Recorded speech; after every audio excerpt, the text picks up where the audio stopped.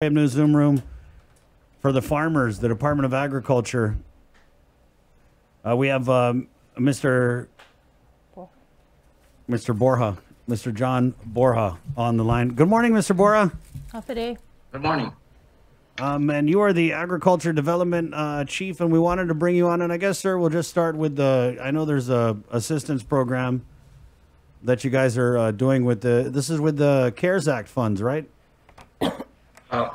It's with the USDA Coronavirus Food Assistance Program, part of the CARES, yes.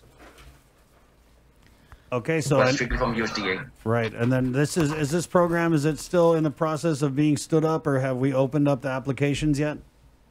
Actually, there is a online application process that the individual producer can apply. The deadline is going to be September 11th. It's been out a while back, a couple weeks back. Okay. And just as a reminder for those that have yet to apply, the deadline is September 11th.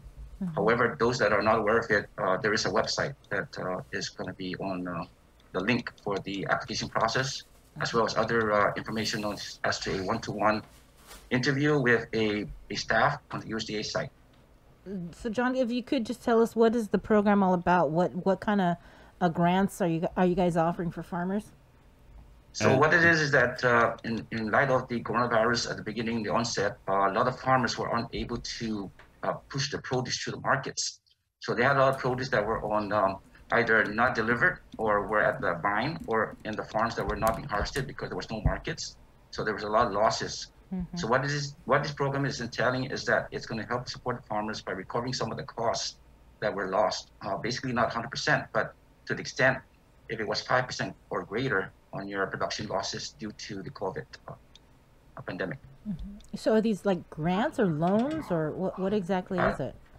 These are basically like a grant, but it's basically assistance, like a stimulus to provide food recovery to help the producer, and it covers not only produce but also some of the other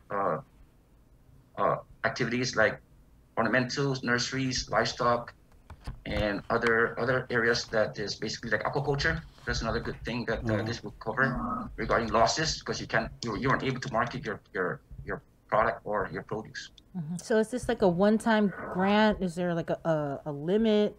Is it like $500, or is there a formula? How do you determine? Yes, there's a site there that also gives you the like a table how to determine your poundage loss per item as well, and it's listed. It includes all the other crops, also specialty crops, and it also gives you an idea as to what your return is going to be. The only thing is that a lot of the demand will be on the applicant. They have to go online. It's going to be easily applied for, right. And that you have to first go online and give the USDA center a call before you actually get entertained locally with the USDA FSA office here in Guam, the Farm Services Agency. Mm-hmm. So you said this has been going on, this has been available for a while. So how many grants have you guys given out so far? Well, we're actually currently, we were working on one previously for a micro grants that we're trying to get. We did put in our proposal and submitted that for the assistance to farmers. That grant itself is like $5,000 for individual farmers, and then $10,000 for NGOs or big type operations. But however, that one there is going to be a micro grant that is going to be passed through with the Department of Agriculture administering the grant process. John, I know that's forthcoming. And that's like $5,000 for the next 3 years.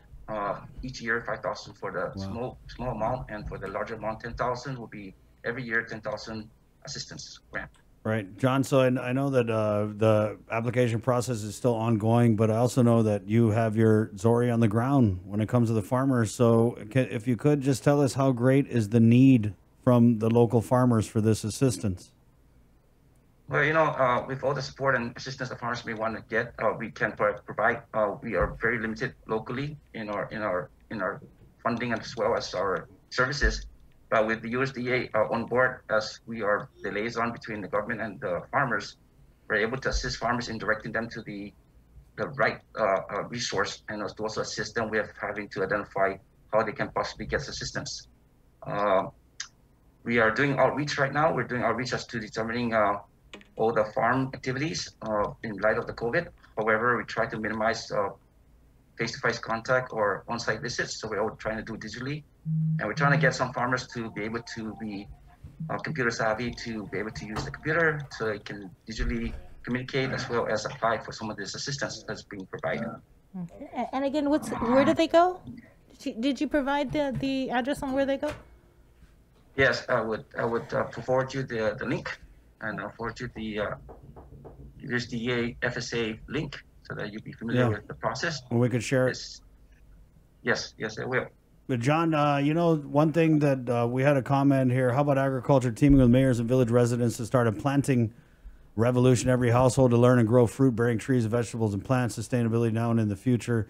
I know maybe you guys aren't doing it for peak or one lockdown, but I remember people being able to go to Department of Ag and to pick up different types of, local sprouts, if you will, or, things that can grow. Is that still an option? Maybe not now during the lockdown, but. Yes, in fact, we still have that nursery program. Right. We also do a lot of interaction with household gardeners or wannabe farmers. We do several types of planning for their needs if they request it to help them out to start off. But we do have a vegetable seedling nursery, and again, because of the pandemic shutdown, we're not having any kind of activity right now, but we do maintain a inventory of like your basic eggplants, crops, eggplants, hot peppers, tomatoes. And now we're going into trying to get some of the, not really exotic, but more of the in-demand, like dragon fruit seedlings, special variety of papayas, rather than the usual one that everybody seems to get tired eating. Some like bay leaves, for example, we're trying to make some herbs be part of the categories of plants that we can. So you guys are growing herbs? Yes. In fact, we started with bay leaves. We got some locally produced ones, and what it is that we want to do a plan where one person can come in a household and have a selection of at least 25 of each kind to provide for the kitchen. For example, they can grow some tomatoes, eggplant, and have some herbs on the side, so they can combine it all together and produce a meal or some kind of supplemental type of thing to add to their needs or for their nutritional value. Let's do it, John. I'm down. Yes, it's happening. It's on the ground.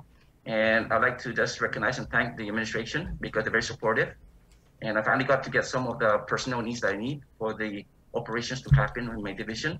And again, we need to be able to move forward, to be diversified for one thing, but we must be able to sustain ourselves because we're so isolated, and that we can create more industries. And I would like to also pursue other industries like the cottage home industries, so we can make something out of what we have in surplus, so we don't lose anything, and we can have a food bank to preserve and to distribute this for the needy and for the people that are in dire needs. John, this a last question here. Did you ever plant those seeds from China? I don't really want to touch it. And that's a good point. If anyone receives a package or whatnot, please do not open it. Take a photo shot of it and then forward the information to Homeland. They will be able to oversee that particular item. Just don't open it and don't touch it. Don't touch it. Don't touch it. yeah, because it's Chinese zombies that when you plant it, it grows. Okay. Yeah. All right. That's Thank you, John. I just want to say, I'll send you the link in a few seconds. Yeah, send me the link, and then you can also, if you want to send some eggplant and, Dunny or whatever, we can. Well, you got to show me that you have a green thumb. Oh, he does. All right, there you go. All right, take care. Thank you, John. Easy over there, Bree. All right, 9:40. Hey, we got where's that coming from? Is that Art? Art Paris wanted to come on. What is that? Where's that? Is that me? Yeah, that's you. That's you, Bree. Yeah,